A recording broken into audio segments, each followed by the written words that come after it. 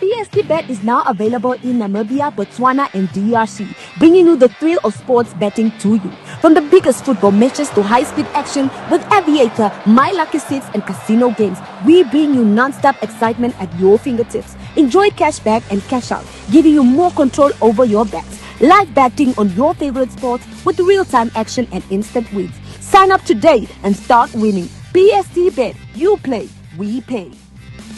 Good day and welcome to yet another edition of Game Time with Marco. Thank you very much for tuning in, and thank you for your views, your comments, additions and hating and everything. We love it here, and we hope that you help us grow. Actually, you do help us grow as we continue to strive and give you quality programs. Today, yet again, I have another Namibian football legend. He says he's not a football legend. He's going to explain to us why he doesn't want to be called a legend. Title-winning goalkeeper, title-winning coach.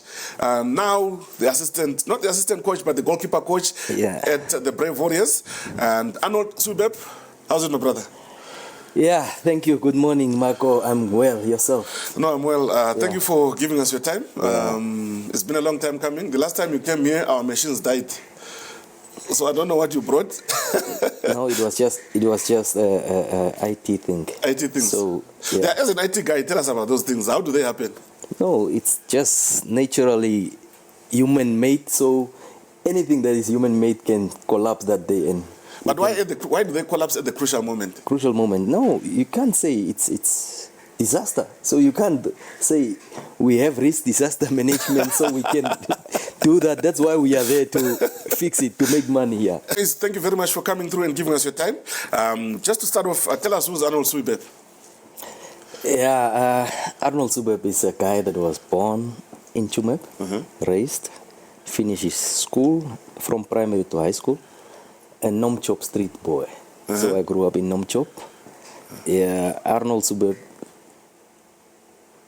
came to Windhoek 2002 August. Okay. And from there, the passion really grows in football, and football driven me to where I am today. And that's the stories I will tell you more if we go into details. Yeah. Let's talk about you growing up in Tsumeb. Quite a number of people. I've heard a number of people that come from Tsumeb, and they speak highly of football in Tsumeb. Growing up in Tsumeb, what was the football culture like?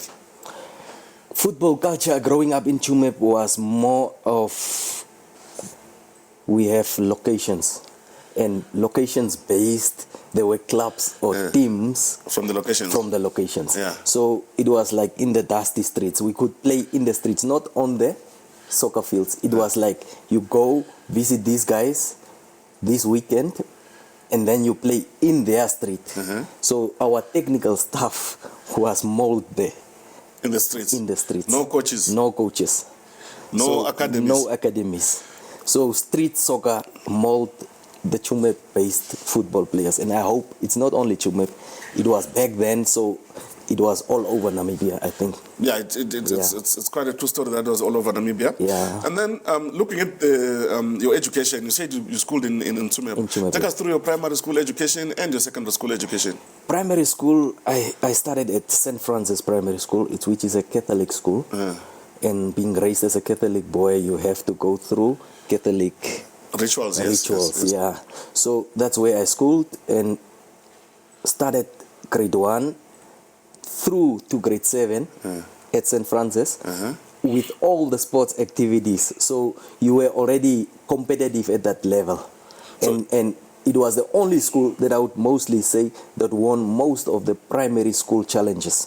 So you're saying with most of the sports codes, which sports codes did you play at primary school? I did primary school. I did only soccer and athletics. Yeah, that's all.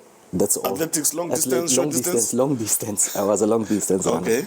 And then you go to secondary school. Where did you go? Secondary school, went to Chikoto high secondary school. And then grade 8 to grade 12. There as well, I had to maneuver just through football. I left the long distance business and just played as a goalkeeper and as a midfielder there. So you played either as a goalkeeper or a midfielder? Yeah, both. Now, what made you now settle for goalkeeping to say, no, I think I'm going to be a goalkeeper? Yeah, I would be honest, I was a bit lazy. to run up and down. But you were running long distance. No, it was just a lazy mind, bro. Nothing else. It was just a lazy mind that told me, no, I'm good in this. Here you don't have much work. The only work that you have is to Stop the goals. So running around, getting tired, working a lot. You know, goalkeeping then, we didn't have goalkeeper coaches. Yeah. So you didn't know what to train. You just know, okay, this is diving, this is shot stopping, that's the basic that you could do, the least that you could do. So now, the other side, the coaches are making you run. You are a midfielder, you have to run. You have to have a big engine. You have to have a big engine. So those were the things that made me decide that, let me settle for what I'm actually, my priority is goalkeeping. That's how I chose to settle there. Do you regret choosing being a goalkeeper? Never. I'm actually proud of myself for making that choice. If you were given a second chance, would you still be a goalkeeper? Yes, by all means. And now that I know, back then what I didn't know and what I know now, and given a second chance to go back there, I won't play even in Africa.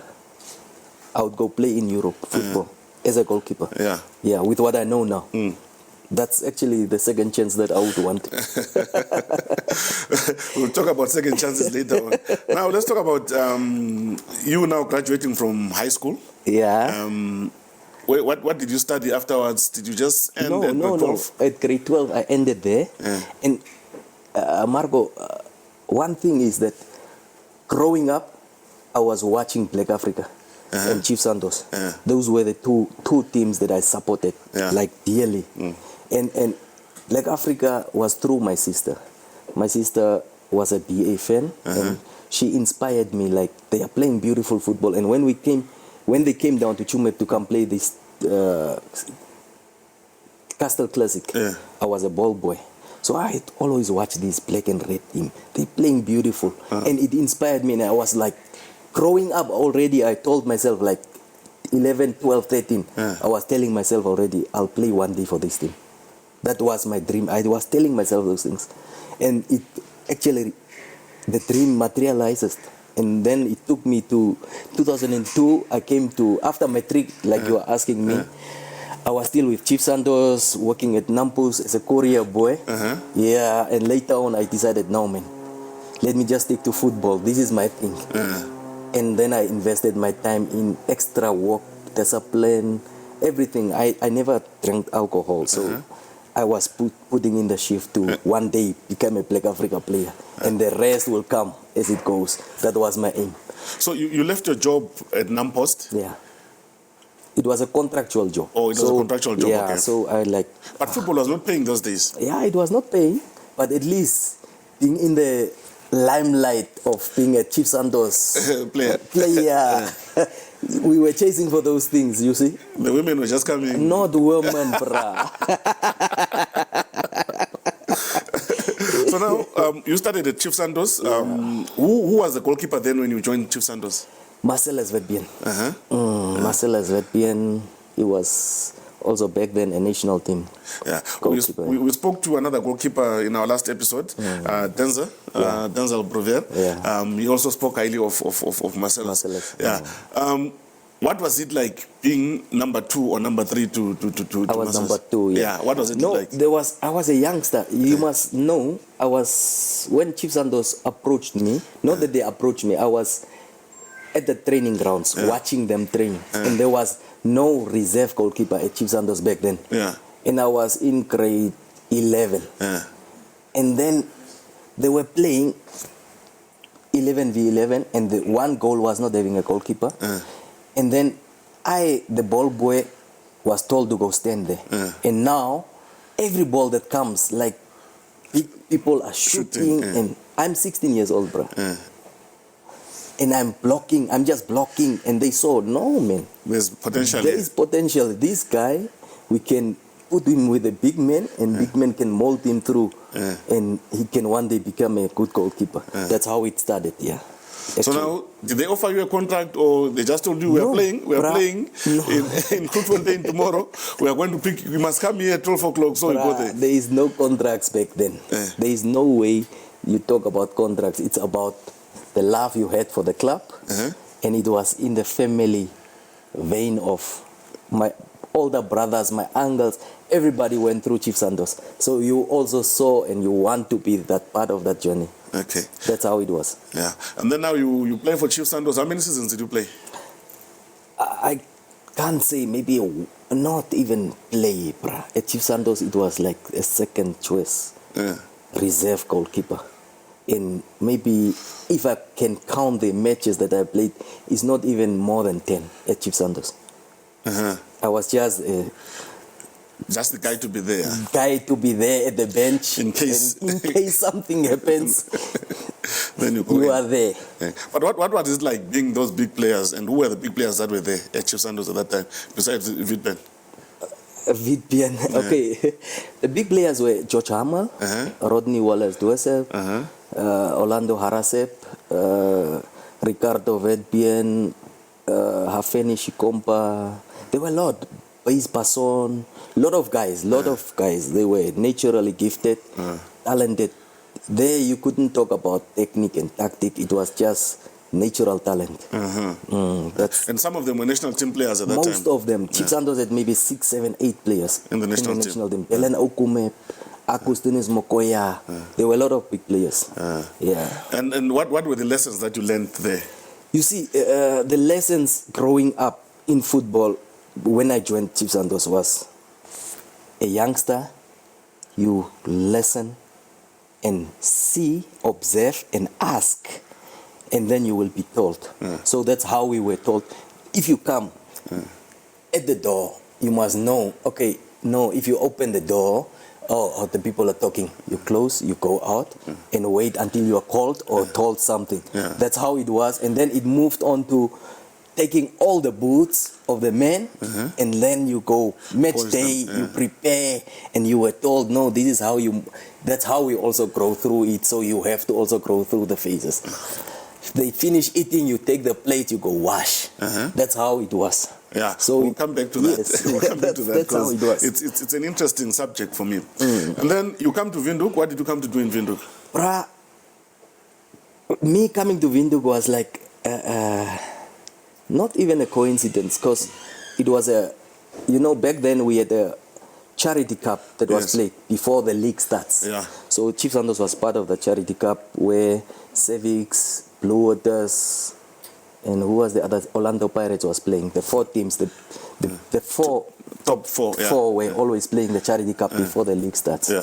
So for me, Chief Santos I came with, and they were playing at Commonwealth Stadium. And must I say, like, By luck, unfortunately or by luck, Marcellus Vedbien got injured. yeah. Like serious injury. His muscle torn, his big muscle torn. And then the guys look at this boy that doesn't play. What do we do now? Then Geros told the coach, Max Johnson was back then the coach. Yeah. Geros told the coach, no, let the boy go in. What can we do now? We brought him with. He has to face. Now imagine you playing against the Mapos, Ortmans. You have the other side, Congo Injos in the Civics. Inside, yeah. Flores, Dirgats, your opponents. You are looking at, these guys are At just... that time, you were 16, 17? I'm 16, 17, bruh. Yeah. 17, 18. Just after school. After school, yeah. Yeah. And they like, no, the guy must play. Bruh. So it was a baptism of fire. Tiny little guy. And I'm like, here, and Chief Santos is playing Orlando Pirates now. And Pirates crowd back then, wow, at Commonwealth Stadium, Yeah. it's packed. It's packed and it's a small... And you are coming from Chumeb and you are turning around and you see this crowd, you're already demotivated. But one thing I told myself is, you have come till here, this might be your chance to break through.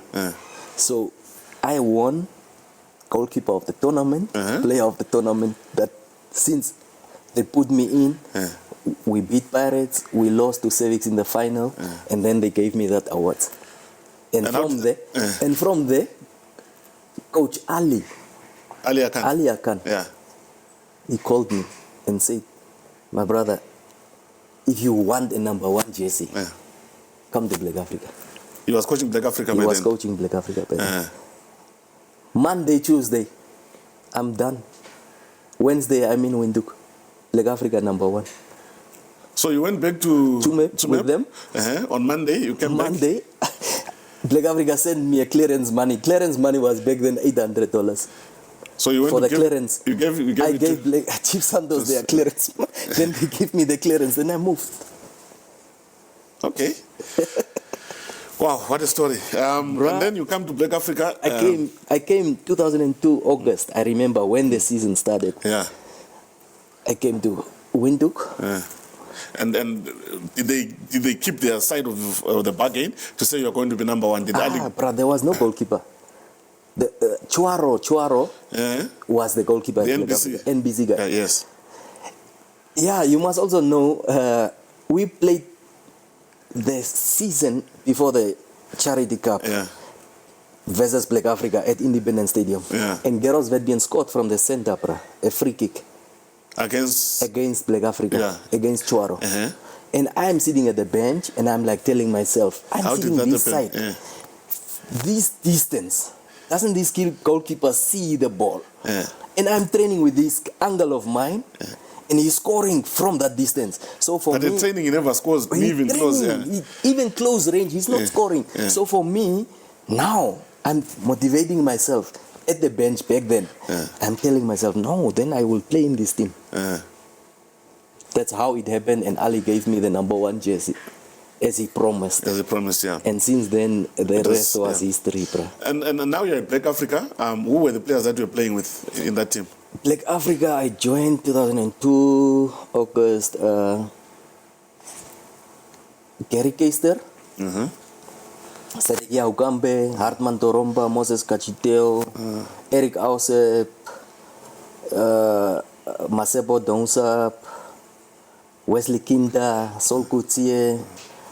There were a lot of guys. Those were talented guys as well. All were national team players. When I came there, Lolo Korasep. And how was it at Black Africa? What was the culture there? Because they had also a big following. They had a lot of fans. The Karatora derby with Orlando Pirates was always I honestly will tell you that there was a huge difference for me coming from Tsumeb, a small town, to Windhoek, and then Monday to Friday, there is like another, if I'm honest, 30 to 40 people every day watching training, supporters. Whereby you come from a training ground where nobody is coming. In Tsumeb, nobody, only you players are there and maybe 2-3 management guys. And now, Black Africa, the culture is like, people come once to see these new guys that are signed and how are they performing. And people are always talking about these new guys that has been signed and how is their training schedules, what do they will even want to know what you are eating. Like, do you have food? No. Then it will make sure, okay, let's go to my house, give you from their fridge maybe something to go have. Cook, That's how they were. And then I saw this is a family team. That's how they integrate you into their culture.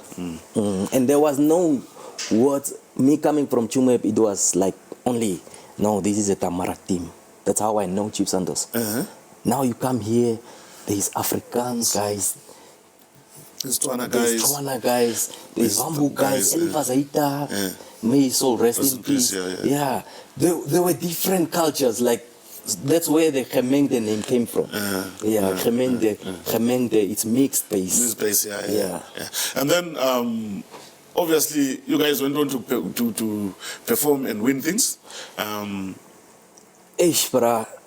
First season with Ali, under Ali, it was just draws, bruh. Until Ali was sacked. Ali, I don't know whether he was sacked or he resigned. I didn't know. He didn't tell us. And then Bobby came on, took over from Ali, Coach Bobby. So Bobby got a team that was assembled by Ali, and it just gelled into it, and he did what he did, and then team started winning. So it was trophies after trophies after trophies. Do you remember how many trophies you won at BA? At BA, throughout your career? Throughout my career, it's a lot, bro. I don't know the number even. Seriously. Because throughout my career, I've 4 4 league titles with BA. But one at the bench at Sip Santos, Yeah. That's what I remember. And as a coach with BA, assistant coach as a goalkeeper coach as well. That's the league titles that I have. With BA. And the BA. And FA then Cups? FA Cups is like 2-3 FA Cups. Newspaper New Era Cup that was inaugurated in Walvis Bay, that we played the final against Ramblers. I remember that one a lot, man. I don't seriously. With BA, I was truly a cup king. Because most of the cup titles were always draw to penalties. And that's where I had to go make the decision. So the BA people had so much love, loyalty, and trust in me. Like, we know if we get to the final, we will win. That's how it was. Penalties, you will serve penalties. We are fine. We will win. That's how they knew. Now, you win all those trophies with BA.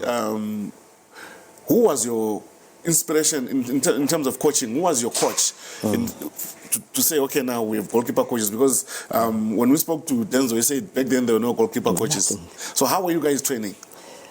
Bruh, I'm honest, ne?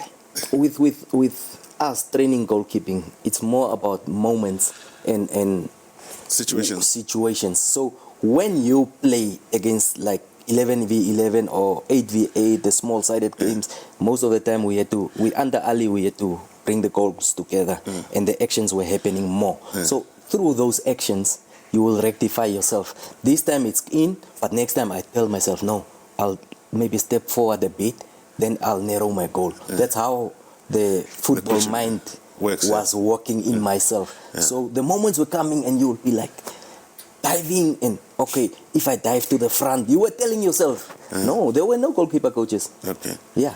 But you guys came out to be such good goalkeepers. The national team, did you get an opportunity to play for the Brave Warriors?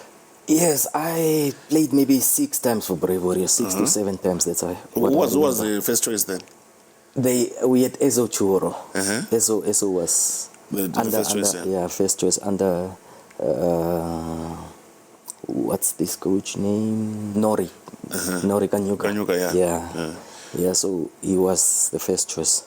How was it playing for the national team? What was the difference between playing for the national team and playing for the club? You see, as at the club level, you guys know each other, your teammates. You know each other's weaknesses, you know each other's. So with the national team, you only have a week to train with these guys. And then you know the talent they have. You don't really see in that week his weaknesses as a defender. For example, my defense, you will not know. So that's where you have to go to complement their weak side. Once you have seen it, okay, then you just start talking to him, communicate. Then you are most of the time talking and having him under to concentrate throughout the game. So the level that I can say is national team is very high. The intensity, the mistakes are punishable. They play on your mistakes. So that is one thing that you have to be alert of when you are in the national team and as a national team player, because the guys that you play against are athletes. And back then, we were so tiny, but we were athletes. I'm telling you, personally me, I was working out. Not in the gym, but I would like make time to push myself to work extra, put in extra, because I don't know how the other guy is working, even at the national team or at the club level. So I was always ahead, And when Mohammed Ozeb was playing in Lane Oslo in Norway, he came back to Chumep, his hometown, and he came with a program. That's one thing I remember. He came with a program. He said, no, my club gave me a program. I have balls. He had 20 balls. He called me, bruh, let's go train. He comes by my house, pick me up, we go at the stadium, Oscar Norwich. Me and him, the whole December, bruh, from the 23, till the 15th, before he went back to 15th of January. Bruh, we were training like hell. Like the guy was a beast, and I'm like, he's taking balls, he's shooting, and just me complimenting his training and training with him. Coming back the next season, bruh, player of the season, goalkeeper of the season, player of the season, Nambian Sports Magazine of the season. Just then I'm like, okay, if you put extra, you get rewarded. Yeah. That's the mind I got, and I'm like, wow, okay, never stop from there, bruh. So that was inspirational That for was you. inspirational. From there, I never stopped. Every December, I had to push myself. Put in. When everybody else is having kapana Everybody's and meat having- and I'm punya busy. punya, you are busy I'm there at the busy. stadium. Yeah. I'm busy. So when you were playing football, what else were you doing besides playing football? Did you go to school? Did you study? Were you taking your coaching courses? Yeah. The coaching, I will tell you, but studying, I'm like, bruh, just here. I'm in Windhoek, I don't know nobody. I just know BA family. Then I met a lady, which I call till today my mom, because I was staying at her house. First I was paying rent, and then later it became a family house. Yeah. And I stopped paying rent, and then I'm like, okay, let me take this money and pay for myself something to do. Just then there was this IIT college where you go do IT, just hardware, software, and then server administration. You were taught like 2 years intensive. You open up computers, you fix them, and so I did that course. That's how through IIT I became an IT guy. And further than that, I did online courses just to Upgrade yourself. upgrade myself. That's how it came into IT. Yeah. So now you're an IT guy. Like I said earlier on, you came here and our computers noticed you. They decided to stop working. Now let's go to coaching now. Yeah. When did the coaching bug bite you? The coaching back bite me. Mind you, bruh, at Special Olympics. What were you doing in Special Olympics? Man, let me rephrase this. I one day go fix a computer at not Special Olympics, at an office which was Frank de Frederic's office. I didn't know. A lady called me and she like, no, we have problems. And I got a number that you're also fixing computers. And then I came there, and she stays in Namases, ne? The late, yeah. The late ones, may her soul rest in peace. She said, no, you are into football, ne? And I'm like, yes, I play football. So why don't you come help us at Special Olympics coaching the soccer team? And I'm like, okay, sounds good. It's a challenge, and let me try. That's how we knew each other, and that's where you started your coaching. that's where I started my coaching at Special Olympics, bruh, for 2 years. How was it working with children at the Special Olympics? With special people, you must have a lot of patience, because that's what they told me first when I came. Like, don't. These are special people. You don't shout at them. When they ask to do this, just be guiding them through the process. So it was more about let me also challenge myself into this, because I never had patience. And then it grew into like love for the people. Like special people are special people, so you treat them the special way. While you are coaching them, they'll just walk off, and then you have to go hug them and be like, come man, let's just Give them play. love, You give them love and come, let's play. Next time you will score. And then you give them the ball, you run up until the goal, put it down, then they score, and then he starts laughing again, and then you're like, okay, this is actually my place. This is where I must be. That's how it became. And then from there, it was like, okay, let me start doing courses. And then Heredia, Alex, from Pirates, ex-Pirates coach, was FIFA sent to Namibia, and he did a FIFA course for goalkeepers. That's where I started enrolling myself. But let's talk about Special Olympics and having experienced that. Did you consider to say, look, this is what I want to do. I want to coach people at the Special Olympics. Would you have done it full time if you had an opportunity? If I had an opportunity, like given you are the full-time employee of this, I would have loved to do that. You would have stayed Seriously, there. I would have stayed But there. what besides patience? What other lessons did you learn there, working with people that are differently bodied than you? Yeah, the lessons is that you think in yourself that what if it was my kids or my family members, how would you have treated them? Would you have treated them differently? Would you have pushed them away? So that in myself reflect immediately in like, you have to put time here. So that is what I got from there. Just put time and you will see how lovable they are. And it immediately played in my mind, and that's how I like, let me give it. Because they are all different. Some are Down syndrome totally, and you have to take them to the toilet. While you are coaching, he wants to go to the toilet. Then you have to go and with you them. have to go help, literally help. Yes. Yes. And that brought my humbleness. It humbled me totally. So you would see yourself differently then? Differently than, like, what if it was even me? Yeah. How Would would I be able to somebody cope? how would somebody else cope with this? So you immediately put yourself in that shoes and you like, let it go. Yeah. Now you start your coaching courses. How was it? What was the difference? How difficult was it to transition from being a player to becoming a coach? And remember, you didn't have a goalkeeper coach. Yeah. Now you are training to be one of the first probable goalkeeper coaches that will work with goalkeepers specifically. The transition was, while I was still playing. Yeah. So it was like, okay, let me just go get the knowledge. And besides the knowledge, let me also already for the future start planning. If I one day retire, I would love to be in the game. Yeah. Not to just Go away and disappear from the game. So the passion and the desire was to, I want to know more about this specific position because it's a special position. Yeah. So that's how I went into become a learner of the game. Yeah. I studied everything that needs to be with the FIFA courses, the NFA introductories, and all the courses that were done. I've been through all the courses just to want to know football depth. So you didn't only do goalkeeper coaching? No, you did only coaching? I did grassroots as well. Yeah, I did also safeguarding, FIFA safeguarding. I did also that exams.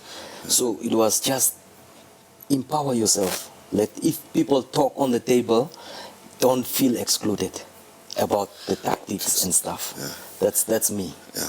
Now, you didn't have a goalkeeper coach. Yeah. But now you're a goalkeeper coach. Yeah.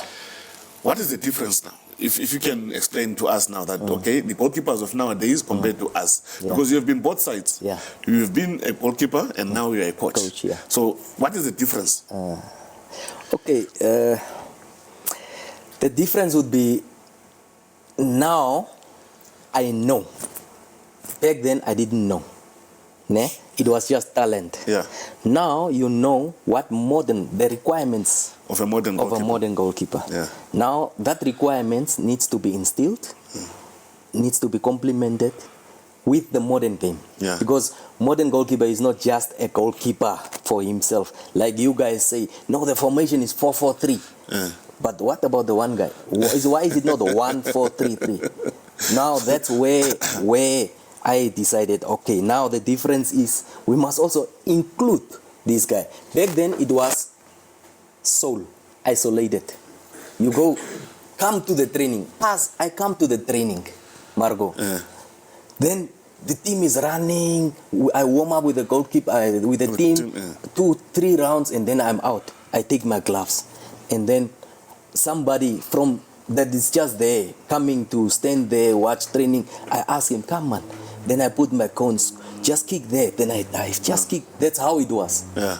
Now, with this knowledge that we got as goalkeeper coaches, being trained, and it's a specialized position, now you know, okay, these guys that I need to advise and coach, it's not only the technique side of it, it's also mental, and it's also now the outside world.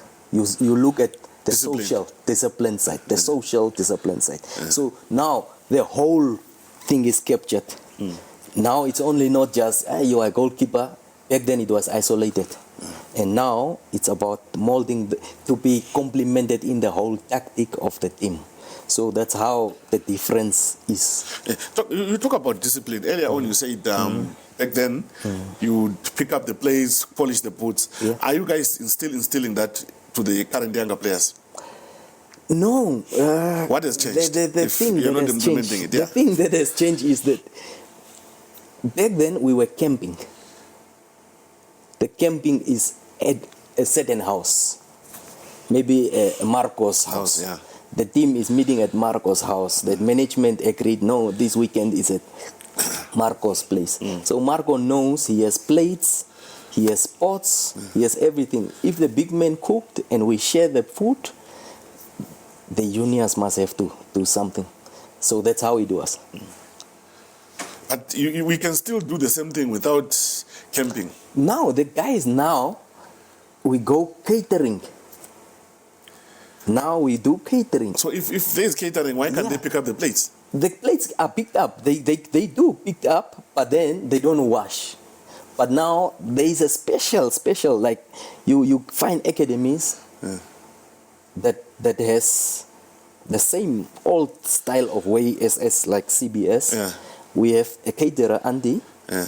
The Andy man there, she comes, she will bring the food and she'll just left. Now they have their own dishes Yes. at CBS. They will dish for themselves, or I will maybe come and dish. They will finish eating, and then we have assigned a weekly program. Who is gonna do weekly the cleaning of the apartment, the place itself? Who is gonna do washing the dishes? Who's gonna do the field lawning and stuff? That's how we assign. So we still in that old age version of doing things.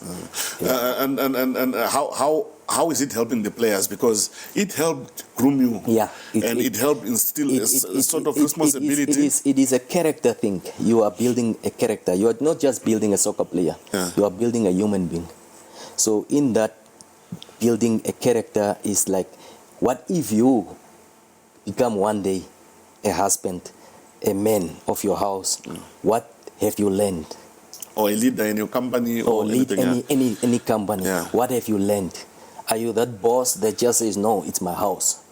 Or the husband that just says, no, it's my house. I'm just buying food. I'm providing, and then you just turn your back and go. No.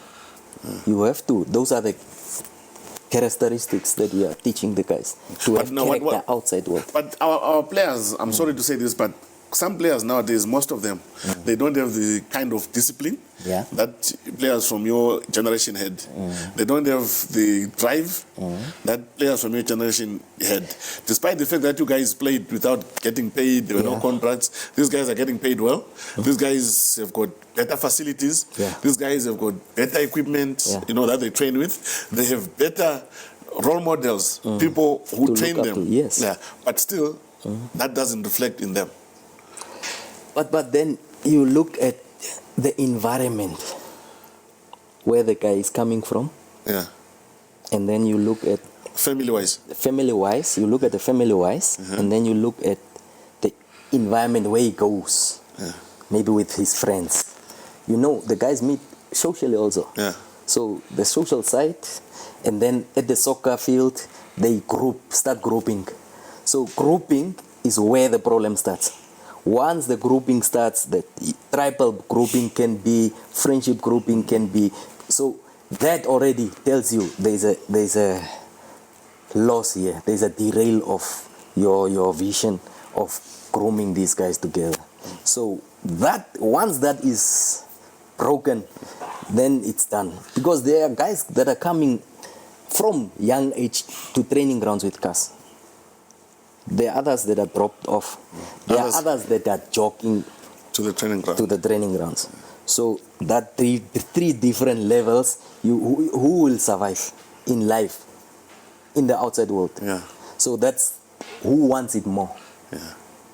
All right. Let's talk about football development in Namibia. I think it's safe to say for the past few years, we have not really exported so many players out of the country. Yeah. Our junior teams haven't really played so much football. What do you think about that? What is your take on that? Because you are a national team goalkeeper coach, and there isn't talent that you see coming up. Seriously, it's a big cry, even for the nation. As the department, the goalkeeping department, nobody wants to be a goalkeeper anymore, even at the youth development. the Hopsol League that we are coaching. The goalkeepers that are there, sometimes, like I always ask Colin, maybe is it me? That's how I'm asking him. Is it me that is maybe not doing extra to help and guide the goalkeeper coaches to new trends, new stuff and stuff and so forth. But then you look at also the other aspect of, if you wanna try it, or did you try it, and then did the guys block it, or do they say things or behind your back like, no, who does he think he is because he's a national team coach? So you are like, oh, if I do it, if I don't, must I do it? Or so that is where you are sitting, where I'm sitting from as a national team coach. But then the difference is the continuity in the youth development.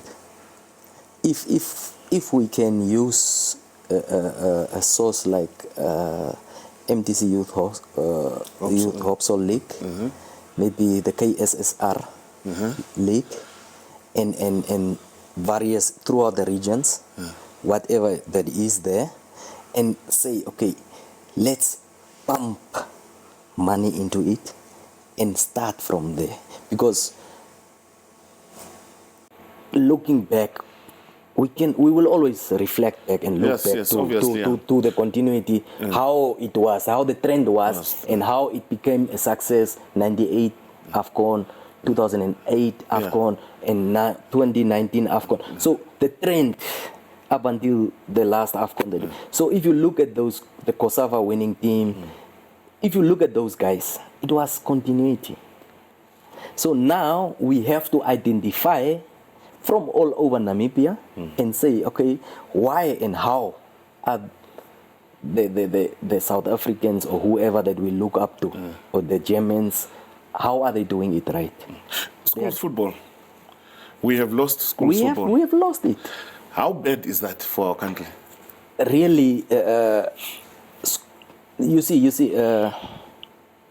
the school football would mold you, would bring brotherhood. When you grow up in a team, you know, I'm in this team. You wouldn't want to go steal from this guy that you know, for example. That's the love that you had growing up in a under 11 team, growing up together, under 15, growing up together, under 17. So you become brothers. And then school football competition, you go play for your brother. Without any coaching, you go play for your brother.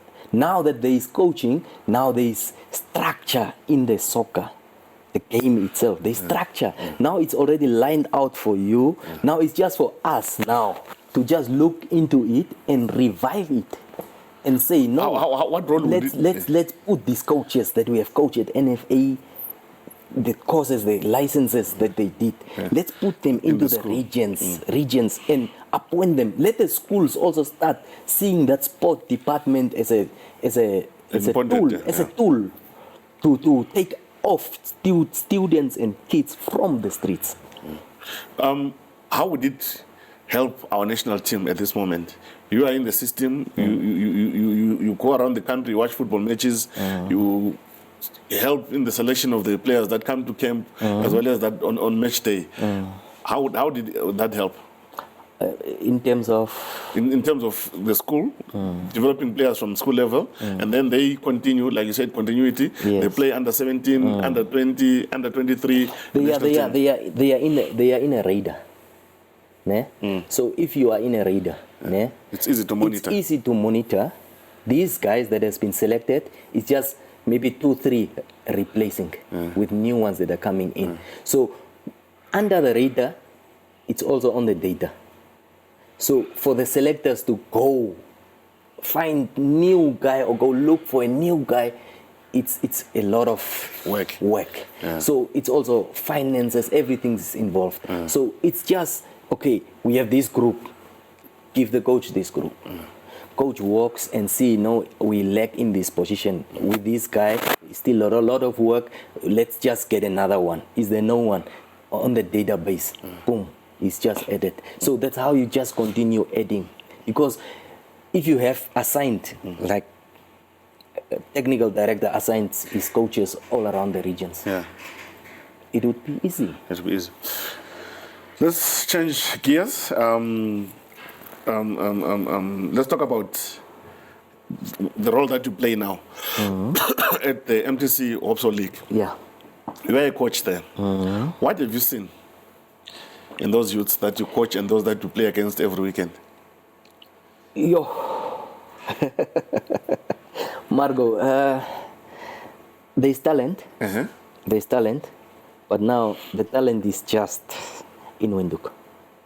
That the talent that is there, that you see. You don't. If I had a chance to go see, for example, a Pocomo League in Swakop, the tournament is once a year for the under 17s and the under 19s.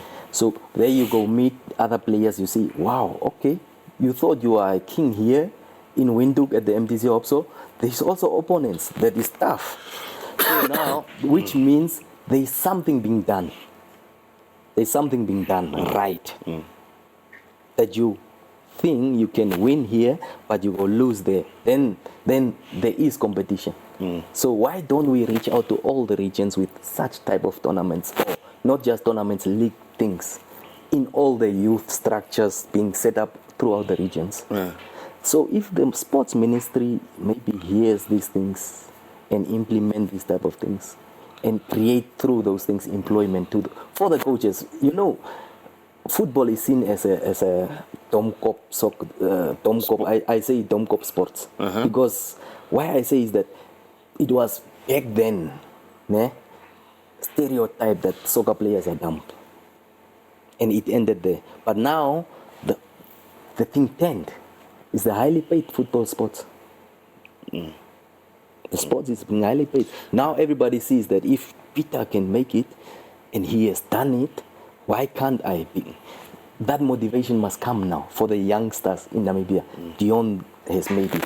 Why can't I? That must be the motivation they must look up to. Back then we were like, if Colin can do it, if Rassi can do it, let me also just work hard. That was the motivation. So, is the future of Namibian football safe with the talent that you have seen at the Opso League? Would you say we are safe? We are not. Well, what is the problem? The social side, the social life of these players. The social life. When you were playing, were your parents attending your matches? We were never. That's the difference. But now these kids, their parents attend. Their parents are there all the time. But then, like I say, the peer pressure may be outside world. Because if you hear, I don't have to mention names now. With some of my players at CBS that we fired and stuff. You can't go find a young guy, a youth team player at a club, drinking. No. And he's an under 17 player. No. So is the problem with the player or the problem is with the friends and the player and their family at their house. How do you allow a youngster to go to clubbing? No. The problem is holistical. It's the parents. So what must we do? The problem, I don't know. I don't have solutions for that. But I cannot go to your house and then I'm a what do you call these leaders? Dictator. I cannot as a coach. But there were people who were detecting your life when you were growing up. When I was growing up, because I was not just a child from one house. If I make mistake in the streets, I was disciplined by an elder, not by my mother, by an elder. So an elder was respected. Teachers were very much respected. Nurses, you can mention them. But would you allow your children now, your own children, to be disciplined by another person if they're doing something wrong? Yes, by all means. Yes. But some parents don't allow that. Me, I grew up in my era where I know that they saw. I was not there. So if you saw it, you have the right. And come tell me. After disciplining them, come tell me. Then I discipline them as well. Let's talk about your stay at Black Africa as a coach now, as an assistant coach. How did it come about? I had a very son-father relationship with Candace Bolino. Since I came there, it was the father that like guided me through my life till today. Yeah, so he said every time the season started, while he was the chairman, he would be like, "Hey, mark your span, Paymaker. You have to start getting your players together." And I'm like, "How? I'm not the coach." "No, but you just do the work I'm telling you. We will bring in the coach." And I'm like, "Okay." Then I bring my players together, I call them, and then we have a team of maybe 23, and I'm telling them, "Okay, we need maybe 2 or 3 more." And from there, I hand it over to whoever they bring as a coach. That was my job always at Black Africa. Yeah. So you become the assistant coach. Who did you work under? I work under first as Candace actually wanted me to be the head coach. I'm like, "No, not at Black Africa. Black Africa is a big club. No, I can't do that." And then he like suggests names, and I'm like, "Okay, let's give Lucky Richter. May his soul rest in peace." Yeah, that first one was Lucky Richter, and then Ranga and him talk, and then after Lucky was sacked, "Who do you think?" And I'm like, "No, a vibrant mind would like be a young guy that we will work with." And I suggested to him, Paulus, and he's like, "Okay, Paulus he's a Ipanga. he's a Tura Magic." And I'm like, "No, talk to the guy. We will be a good team." And Paulus came with Alfred Njenge, as his fitness and assistant coach. We were 2 Assistant assistants. coaches, yeah. I was goalkeeper coach, assistant coach. Yeah, we were doing it like that. So yeah, that's how it came about, and then the rest is So how did you guys manage to win that league title? It was planned. Like I personally would say, we targeted teams where we would get points from, and we grind the points out. That ones we grind out, and the others we plan based on home and away basis. If we win them home and we go away, we have to either win or draw. That's how it was planned. And that list, I still have those things written down, I think somewhere at my house. Yeah, that's how it was. So you are saying planning won the title for you? Yes, you have to plan. You look at the younger and the weaker teams and say, "Okay, here we don't lose points. Even if it's away, we grind the 6. If it's 6, out of 6 we get 4. And now, Black Africa. Have you watched them play recently? Honestly speaking, Why? When was the last time you watched them? Black Africa, You can't remember. I can't. Why? The time I was coaching, That's the last time you watched them that's play. the last time I watched them play. What has changed? Within you? The way the club was overtaken, like the transition, how they took over. The current club, management? the current management from the others, already was like, if these guys take the team like this, like the team is based here and the AGMs are in Rehoboth, how? It doesn't make sense. So that thing alone told me that something fishing happening here. So fishy. So I can't be associated with things like that. And I called Candace. I'm like, "What's happening?" He's like, "No, the guys have the papers. We cannot do anything." We tried to negotiate few times. Let's go meet the elders. We both sides sit. The guys that started the team, let's sit and talk. And they were advised and talked. And I was just told those things. I was not there. So that is saddest part of it, because I didn't want to get involved in, because I'm an outsider. I was always saying myself and telling myself that you came in, these guys were there. Oh, but you supported them from the age of 13. Yeah, but still. Then were you approached to come and There help? was no approach, bruh. Not, For example, help in terms of training? nah, I'm telling you, that's the saddest part. I'm like, if they see, no, come, I must not come myself there. No, but you can. It's No, your club. No. You can go and offer your services. No, not like that. I don't even know if I go there, am I welcomed? I don't know. Are you a member though? At Black Africa? Yeah. No. So you also stopped paying the- up, yeah. No, I stopped. So what is the future, according to you? What should happen in Now. Black Africa? Yeah, Bro, I don't want to talk about BA. It's sad, bro. It's sad. it's painful. It's painful, yeah. Team that you saw that was the mighty giants and just fall like that. No, it's I don't want to talk about BA, because I always tell people, no, it's like something in my heart is no. Okay. All right. Now, you are saying you don't want anything to do with BA. They are most likely, according to the law, they have been relegated to the second division, and no one seems to be saying anything. Everything is just quiet. The former Black Africa players like you, the legends of the club, you are quiet. You are letting things go as they are.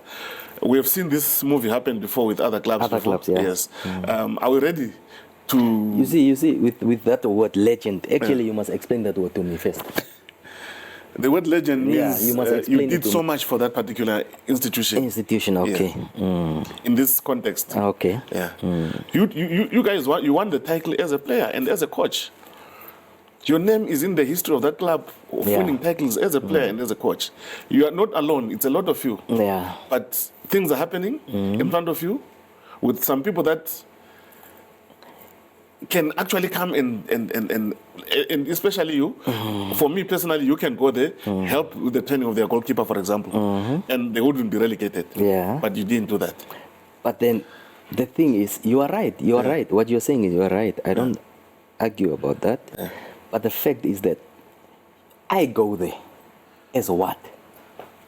As The guy did I come there, I offer my services. Yeah. Like I will train these goalkeepers. Yeah. And then you go here. Things on the other side. That is the other part of how yeah. we are humans. As humans we are. Like the guy just stand up. And left. And then again, if I just go, he's gone again.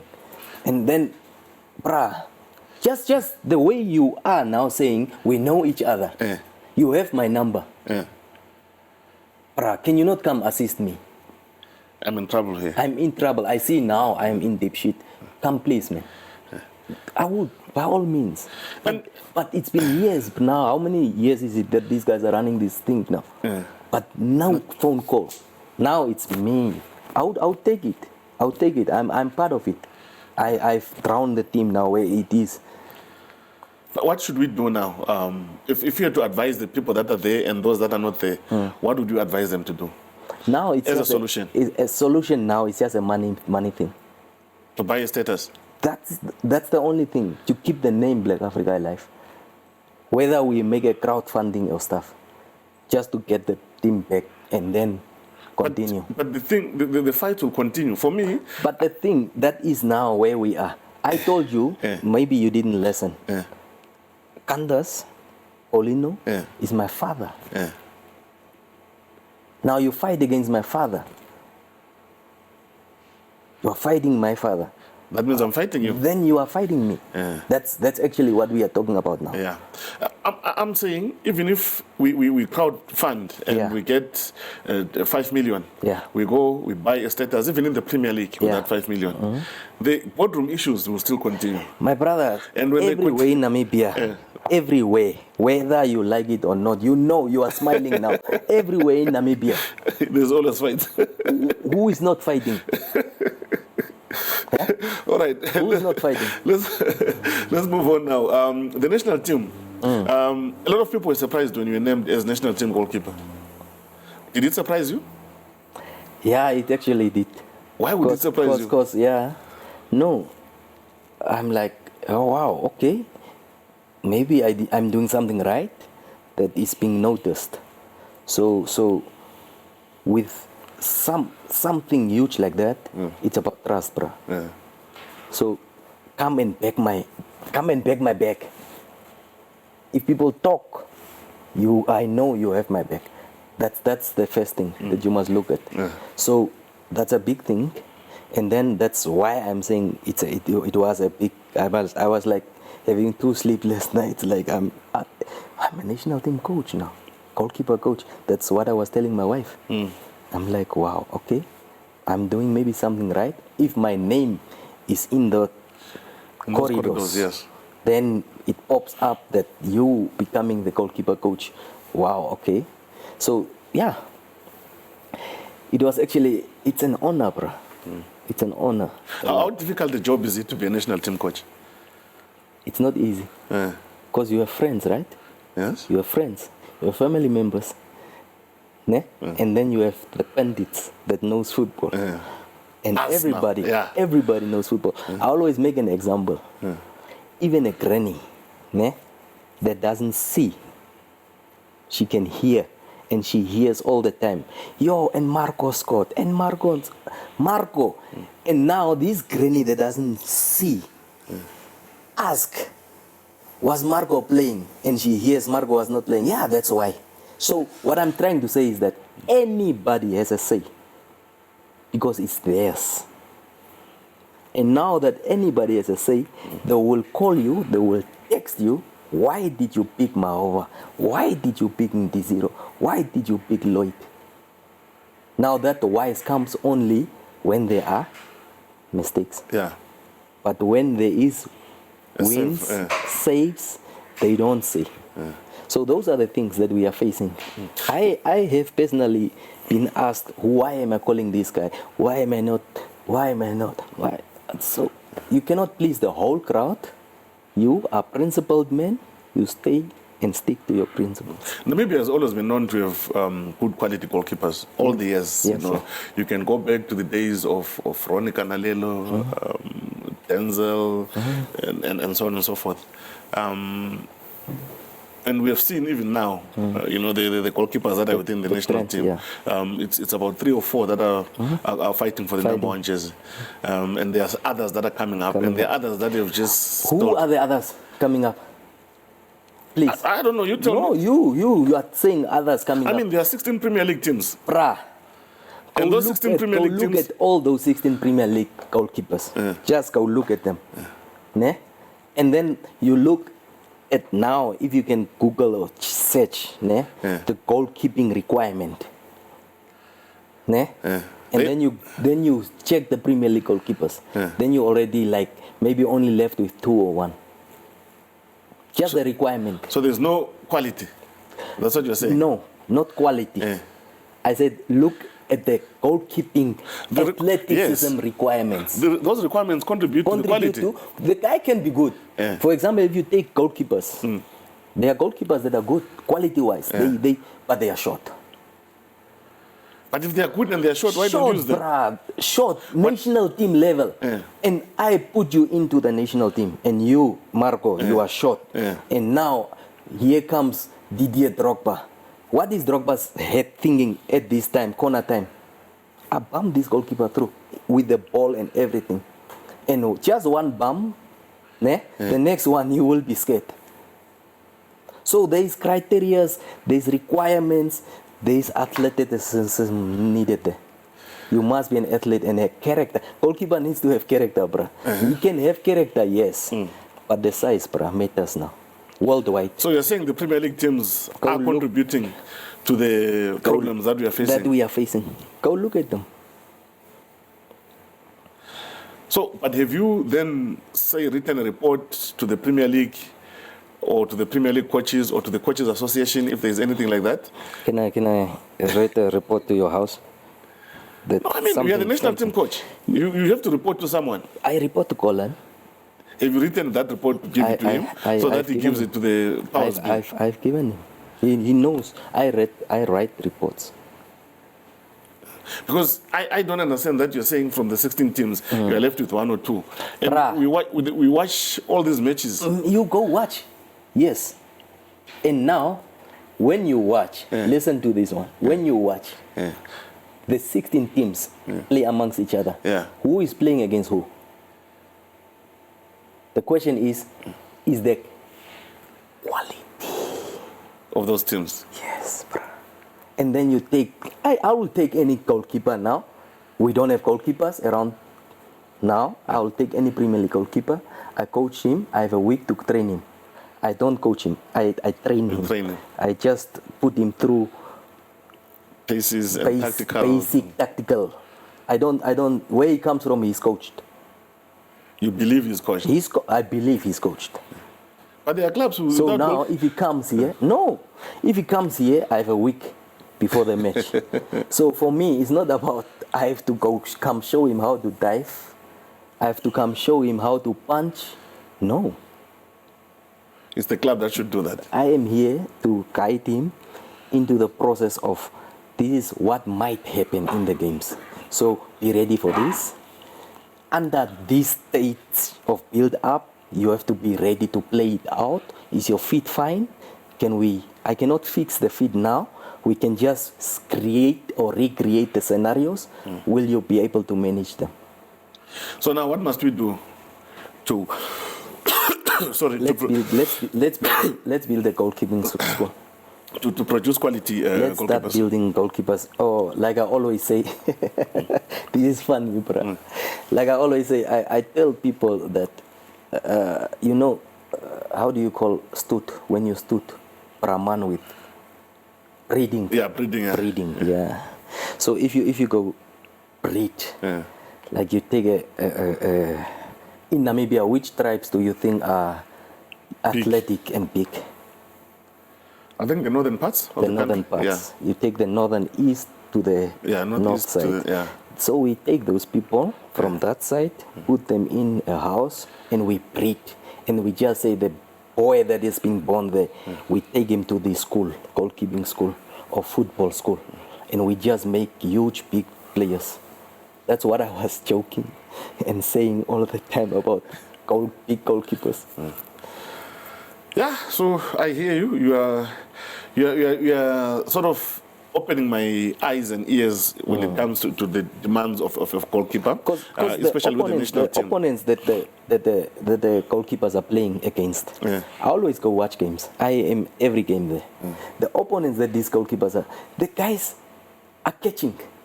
Ne? They are good at catching. They catch, and then they immediately the kick that they are kicking. That keeper can distribute. But my question is, before he distributes, he has to catch. Now that one catch that he catch beautiful, he can distribute. But then the rest that are coming, the goals are going in. Then I'm like, what am I looking for here? I came to watch goalkeepers and this is what I'm getting. So halftime I'm going home. If any other of the Premier League clubs approached you to help them with coaching their goalkeepers, or what they can do to train their goalkeepers, a program or some sort? No, that I know of. They've never approached you? No, personally? Not that I know of. And do you think it's right that you are the national team goalkeeper coach, but you've never been approached by clubs? But you must know, we don't know. Like, I'm a student of the game. I still learn. I can also learn from that goalkeeper that is coming. So I understand. That I understand. I'm saying, in your current position, as the goalkeeper coach, it must mean something. It must mean something. So that's where, as Namibians, we have, like you are saying, our legends. Do we recognize our legends? Do we go ask for help? Do we want to go find out? We use them? Do we say something? Do we ask? Or do we just stand far and, this one thinks he knows everything? I honestly, I'm still studying and learning this game. Well, what should we expect from you? If you were to be given all the resources that you want, what would you do in terms of improving the goalkeeper situation? Improving the goalkeeper situation. If you give me an infrastructure, I don't need everything. Yeah. I just need a ground. If you give me a ground and say, brah, employ 2, 3, 4 guys and let's build goalkeepers. By all means, you will get wonderful shot stopping, distributing, all the aspects Of a goalkeeper. of a goalkeeper will be fine-tuned, and the guys will know about diving, about catching, playing out from the back. They will know everything in detail. I hear you. I hear Because you. I'm busy. I'm finalizing my blueprint. So what should we expect from you in the near future? Near future. Yeah. Would we see you coaching the local Premier League? That I don't know, bruh. If That approached, if I'm approached, would you consider it? I would look into it and see. But myself, I wanna help the youth, man. And not the Premier League. Myself, I wanna help the youth. Maybe I'm of that coaches that would stay and help here, and not there. There, it's final product. Here, it's readily growing mate. So that's what I see, where I see myself. Not there. If your beloved BA calls you next season and say we're in the second division, we need to get to the first division, would you go there? Yo, I don't know, bro. Now, currently, Yeah. I don't know. I mean, they call you now, the season will start in August, and say, Are you sure the season will start in August? no, hypothetically speaking, yeah, the season is starting in August. Yeah. We have 6 weeks now. We want you to assemble a team Yeah. for the second division. Come, would you go? I don't know. Or if Orlando Pirates comes and says, I don't know. coaches, Now, currently, no. I'm happy where I am currently, and I will just stay here at the youth level. That's where I wanna be myself. That's where I wanna be. okay. All right, Arnold, we can speak the whole week Yeah. about this, but thank you for sharing your thoughts with us in terms of what it requires to be a goalkeeper. You've opened my eyes. I didn't know there were requirements of a modern goalkeeper No, they that are. are specific, and I'll go and check them out and see if we do have or we don't have goalkeepers. And thank you for sharing your time with us and your story. It's inspiring from a boy who came from Subeb to be a man who you are right now in Windhoek and doing all this great thing for the Brave Warriors. We wish you all the luck for the future. Thank you, Marco. Thank you. Really appreciate it. It is another edition of Game Time with Marco. We'll be back again next time with another football legend. Even if they don't want to be called legends, we'll call them legends here. Bye-bye. PST Bet is now available in Namibia, Botswana, and DRC, bringing you the thrill of sports betting to you. From the biggest football matches to high-speed action with Aviator, My Lucky Seats, and casino games, we bring you non-stop excitement at your fingertips. Enjoy cash back and cash out, giving you more control over your bets. Live betting on your favorite sports with real-time action and instant wins. Sign up today and start winning. PST Bet, you play, we pay.